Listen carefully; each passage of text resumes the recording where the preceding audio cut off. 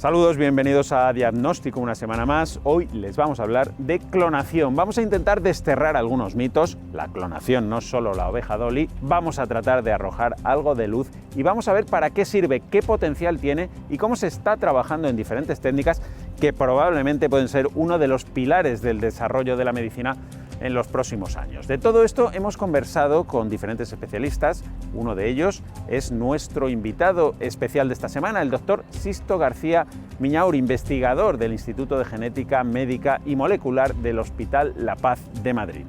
En 2004 hubo un grupo de Corea del Sur, en Seúl, que publicó en la revista Science que había llegado a clonar un embrión humano, pero luego un comité independiente, de hecho se publicó en esa revista, pero poco después un comité independiente pues confirmó que no había ninguna base para esa afirmación y de hecho el artículo se retiró 2 años después. Antes de entrar en harina, hacemos como siempre un rápido repaso por la actualidad en menos de 3 minutos.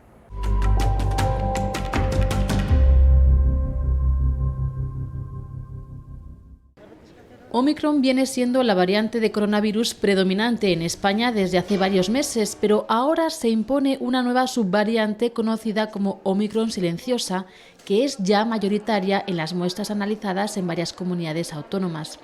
En Canarias, por ejemplo, 75 de cada 100 casos analizados corresponden a Omicron silencioso.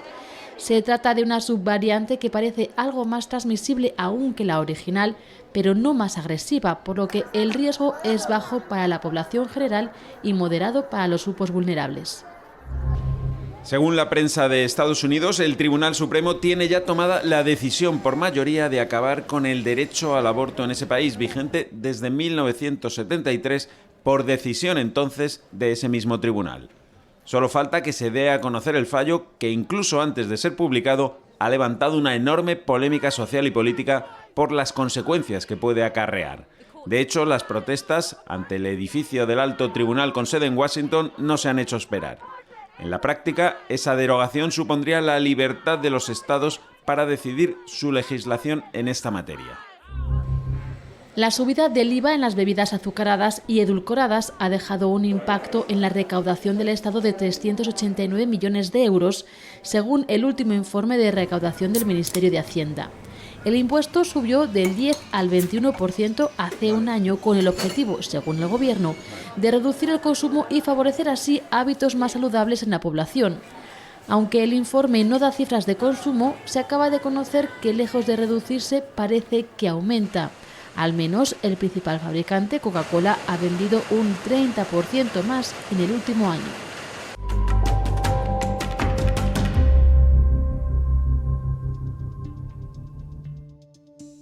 El término clonación describe una variedad de procesos que pueden usarse para producir copias genéticamente idénticas de un ente biológico. El material copiado, que tiene la misma composición genética que el original, se conoce como clon.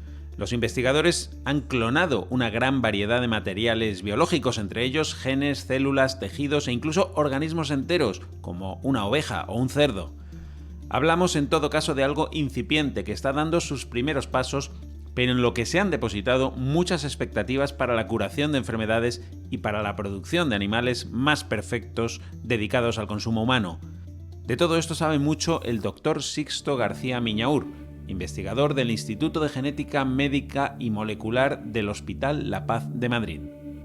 Bueno, hemos escuchado muchas veces hablar de la clonación, hemos visto películas, novelas, casi como ciencia ficción, pero realmente es algo que existe, ¿no? ¿Pero qué es la clonación? ¿Nos lo puede explicar? La clonación es un procedimiento que pretende obtener una copia genéticamente idéntica de una entidad biológica. Quiero decir, así en general, o sea, puede ser una célula o puede ser un individuo completo, adulto. Hay 2 tipos de clonaciones. La clonación reproductiva, que consiste en obtener un individuo adulto idéntico a otro, y luego la clonación terapéutica, que lo que pretende es obtener un grupo de células o células que sirvan para reponer o sustituir un tejido enfermo, dañado en una persona determinada, ¿no? Entonces, el procedimiento de la clonación consiste un poco en lo siguiente. En general, todas las células de nuestro organismo tienen información genética que hemos recibido de nuestro padre y de nuestra madre. O sea que realmente tenemos dos juegos de cromosomas en cada una de nuestras células de nuestro organismo. Hay unas células especiales que son los espermatozoides y los óvulos que por medio de un proceso de división, de reducción, son células que solo tienen un juego de cromosomas, tienen la mitad de la información genética, por decirlo de alguna forma. Entonces, lo que sucede es que cuando se produce la fecundación de un óvulo por un espermatozoide, ya se produce una primera célula, que es el cigoto, que tiene toda la información genética. Esa célula empieza a dividirse y se desarrolla como un embrión, y tras la gestación correspondiente pues da lugar al nacimiento de un individuo de la especie que sea, en principio, sano. Entonces, en la clonación reproductiva lo que se hace es intentar extraer el núcleo de un óvulo y se transfiere el núcleo de otra célula que tiene toda la información genética, tiene los dos juegos de cromosomas, y entonces pues por medio de un procedimiento que implica pues estimulación eléctrica y una serie de factores, pues se consigue que esa célula que se ha creado de forma artificial pues empiece a dividirse y a desarrollarse como cualquier otro embrión. Claro. Y entonces da lugar al nacimiento de un individuo que realmente es una copia genética del donante, de la célula donante. Claro. Entonces, ¿sería posible, teóricamente, clonar cualquier ser vivo, ya sea vegetal, animal? Pues, en principio sí, desde hace más de 50 años los científicos están intentando clonar todo tipo de ser vivo. Los vegetales plantean menos problemas. Inicialmente, respecto a los animales, inicialmente se empezaron pues, con animales, pues, con ratones, utilizando núcleos de células embrionarias.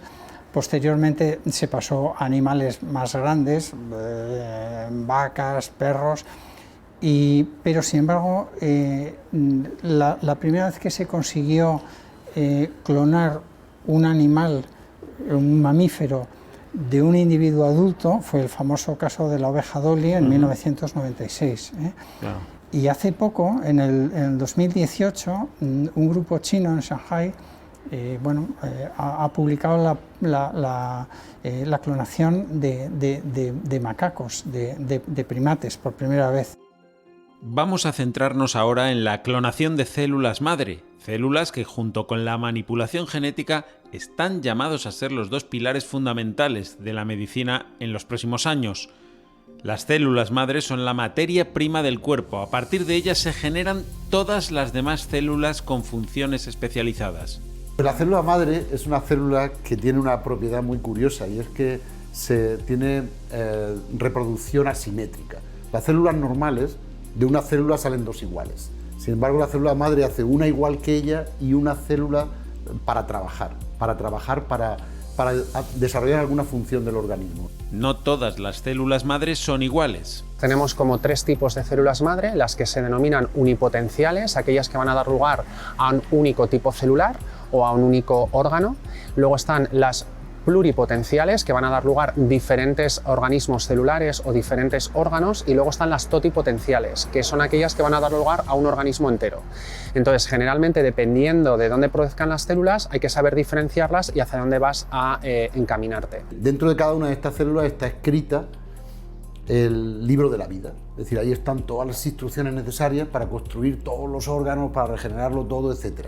Y se pensaba al principio que solo estaban los embriones, y la gran sorpresa fue ver que en el ser humano adulto, en el mamífero superior adulto, en todos había un depósito de estas células que son las que se encargan de regenerar, y digamos que es lo que nos mantiene y lo que permite que cuando tenemos un traumatismo nos regeneremos, y cuando tengamos una hepatitis se vuelva a hacer el hígado. En definitiva, las células madres son las encargadas de reparar nuestro organismo, de arreglar las enfermedades. A veces fracasan, a veces no llegan, a veces no, y ahí es donde entramos, digamos, la inteligencia humana para intentar, manipulando o dialogando con las células madre, intentar que donde ellas no lleguen, llegue nuestra inteligencia, nuestra capacidad de dialogar con ellas para que mejoren digamos, sus funciones. Una pluripotencial, dependiendo qué factores de crecimiento le puedas dar a nivel del laboratorio, la puedes diferenciar, pues por ejemplo, a un fibroblasto, la puedes diferenciar hacia una célula cardíaca, eso sería una célula pluripotencial.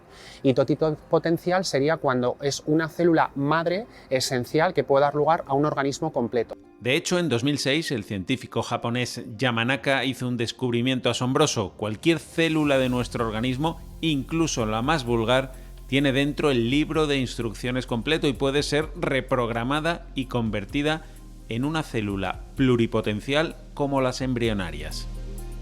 Bueno, y entramos en una cuestión que es ya más espinosa, supongo desde el punto de vista ético, que es la clonación de seres humanos. ¿Se ha llevado a la práctica alguna vez?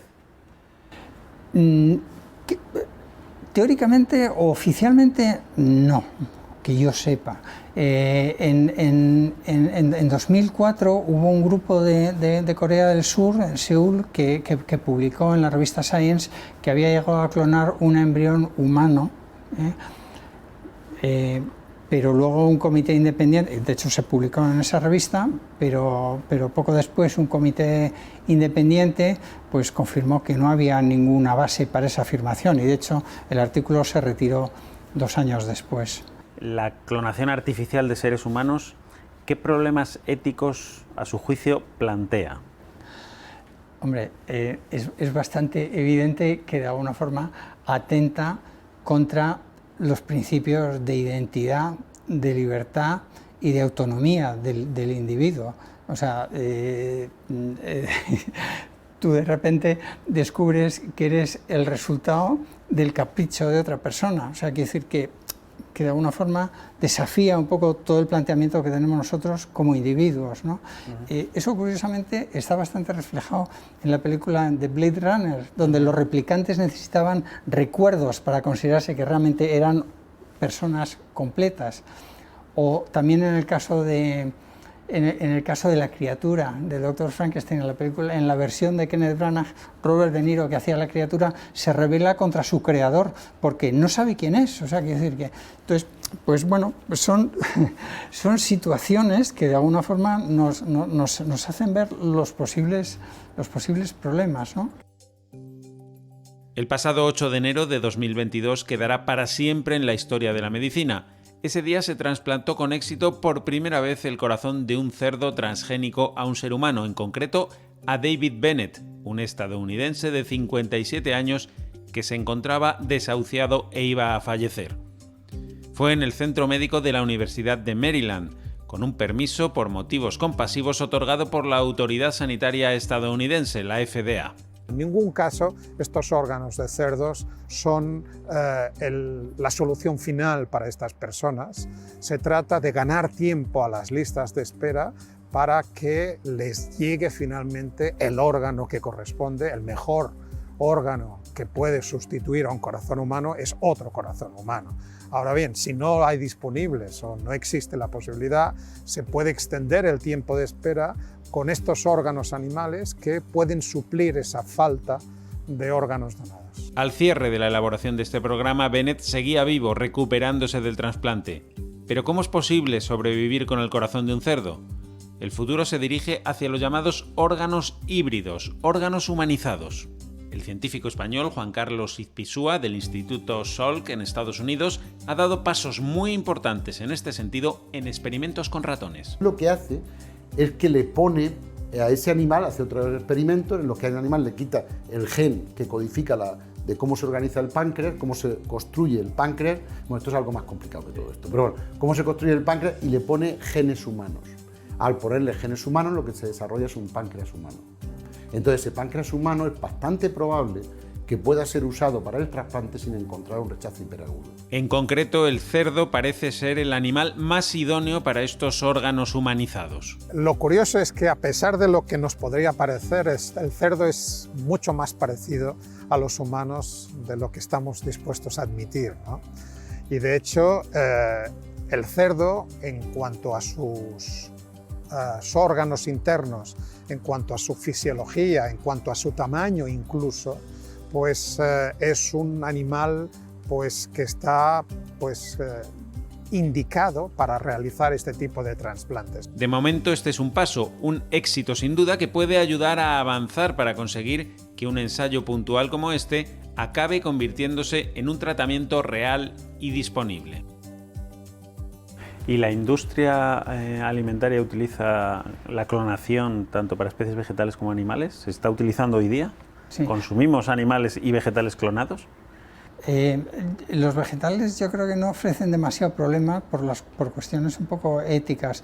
Los animales se pueden utilizar, se pueden clonar animales para consumo y de hecho la Administración Americana del Medicamento y de la Alimentación en 2008 decidió que era seguro el consumo de carne y leche de animales clonados. No sucede lo mismo con la Unión Europea, que en 2015 decidió que en principio que por el momento no lo consideraba seguro. Claro. Además de la alimentación, hombre, sí se podrían utilizar, un poco en la línea de la pregunta que me hace, puede ser muy útil clonar animales que tengan unas características deseables desde el punto de vista del consumo, de la ganadería, pues que produzcan más leche, que tengan una carne de mejor calidad. Lo que sucede es que es muy complejo y es muy caro y realmente no parece que sea tan eficiente. Lo que es útil es, por ejemplo, en la utilización, en el empleo de animales clonados, por ejemplo, en investigación de medicamentos, porque tú consigues animales que son genéticamente idénticos y puedes valorar mejor el efecto de los diferentes medicamentos.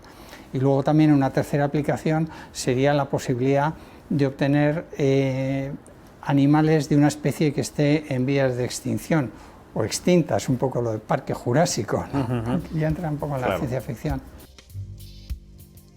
Vamos a fijarnos ahora en la llamada clonación reproductiva.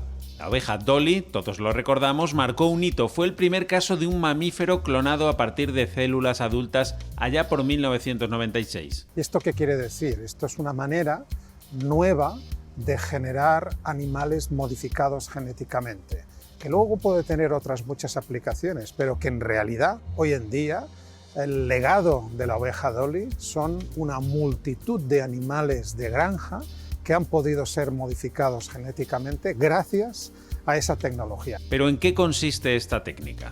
Lo que hacemos es reconstruir un embrión de la especie que toque, por ejemplo del cerdo, no con su propio núcleo, sino con el núcleo de una célula también de cerdo que tenemos en cultivo, en la cual hemos introducido algunas modificaciones genéticas. Y de esta manera, al reconstruir el embrión con el núcleo de esa célula que ya porta las modificaciones genéticas, el cerdo resultante va a nacer con esas modificaciones que pueden ser pues, para hacerlo resistente a enfermedades, para que tenga una calidad de carne distinta. De momento, la Unión Europea solo autoriza la clonación de animales para su uso en investigación, no para el consumo humano.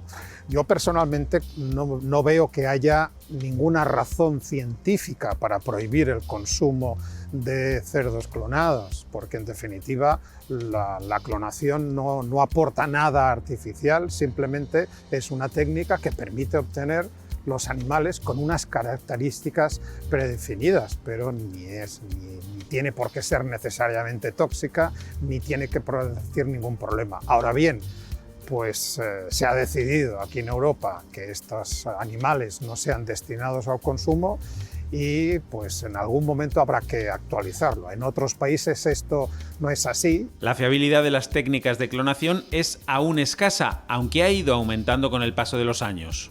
Recordemos que Dolly fue una oveja que nació de casi 300 intentos de reconstrucción, o sea, 300 embriones de oveja que algunos se llegaron a implantar y de ellos solamente nació uno a término y esa fue Dolly, ¿no? Dolly era única por muchas razones y esto es así. Esto sigue siendo no tan ineficaz, pero sigue siendo relativamente poco eficaz, pero es una tecnología que permite obtener estos animales modificados genéticamente. Y una vez han nacido, una vez se han obtenido, estos animales ya se pueden cruzar y se pueden ampliar la cabaña pues como cualquier otro, y ahí ya no hay limitación. Es probable que en un futuro consumamos con total normalidad animales seleccionados mediante clonación reproductiva. De hecho, eso sucede ya con algunas especies vegetales, como el maíz transgénico. España cultiva el 95% de la producción europea de este tipo de maíz. Desde el punto de vista científico, ¿qué ha supuesto realmente la clonación y cuál cree usted que va a ser el futuro de esta técnica? Bueno, el ser humano es muy curioso y la tecnología está avanzando de forma exponencial, porque no es que esto sea aritmético, o sea, no, es exponencial. Yo realmente la clonación pues sí ha sido un avance en el conocimiento. Yo creo que, como digo, hay problemas éticos muy serios a la clonación de humanos. La clonación terapéutica va a ser muy útil. Ahora es legal, está autorizada en Estados Unidos, en algunos países europeos, en Reino Unido, en Bélgica, en algunos países escandinavos, en España no, pero de alguna forma ofrece una alternativa terapéutica muy importante al trasplante. O sea que yo creo que desde el punto de vista práctico esa va a ser la mayor utilidad. Y realmente no es que no me atreva, es que me sentiría decepcionado si pudiese predecir los avances de la ciencia en los próximos años, porque yo creo que es que ninguno lo sabemos. Como dice nuestro invitado, nadie sabe realmente cuál será el futuro de la clonación, si un descubrimiento podrá dar un giro de guión inesperado o si llegará a alcanzar todas las expectativas que existen en estos momentos depositadas en estas técnicas. En todo caso, algo es seguro, la clonación dará mucho que hablar y tendrá un protagonismo incuestionable a medio plazo en el futuro de la ciencia y en particular de la medicina.